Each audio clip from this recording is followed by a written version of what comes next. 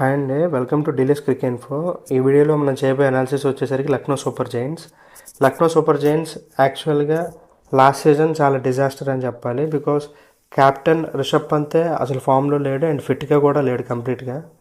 So and bowlers చాలామంది కూడా ఫిట్గా లేరు last season. So after auction ఈ సీజన్ టీం ఎలా ఉంది లక్నో సూపర్ జైంట్స్ ఒకసారి స్క్వాడ్ వంక చూద్దాం.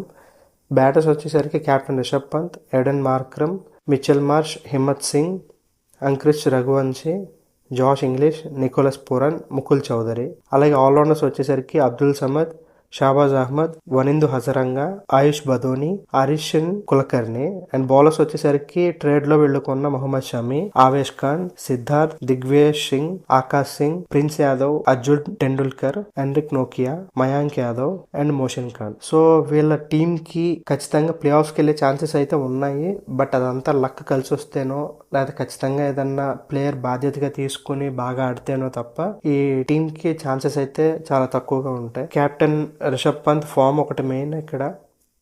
నికోలస్ పూరన్ ఎలా ఆడతాడు అనేది మెయిన్. జాష్ ఇంగ్లీష్ ఎంత అందుబాటులో ఉంటాడు అనేది మెయిన్.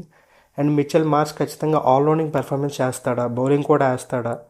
అండ్ బికాస్ ఈ టీంకి బౌలింగ్ ఆప్షన్స్ వచ్చి చాలా తక్కువగా ఉన్నాయి. షాబాజ్ అహ్మద్ ఏదైనా మెయిన్ బౌలర్గా మారుతాడా. అండ్ అలాగే వనింద్ హసరంగా అయితే టీంలో ఇంకా కంప్లీట్గా జాయిన్ అయినట్టు తెలియదు. బికాస్ గాయం కారణంగా తను కూడా దూరంగా ఉన్నాడనే ఇన్ఫర్మేషన్.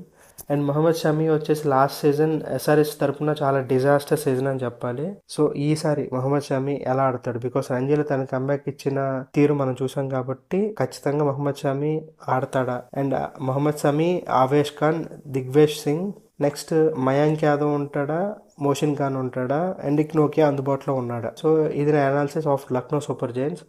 కానీ లక్నో సూపర్ జైంట్స్ ఖచ్చితంగా స్ట్రెంత్ పరంగా చూస్తే కనుక మంచి బ్యాటర్స్ ఉన్నారు, మంచి ఆల్రౌండర్స్ ఉన్నారు. కానీ వాళ్ళు బౌలింగ్ వేస్తారో లేదో తెలియదు. అండ్ మంచి బౌలర్స్ అయితే ఉన్నారు.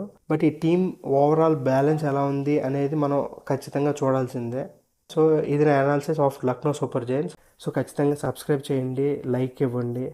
Thank you so much.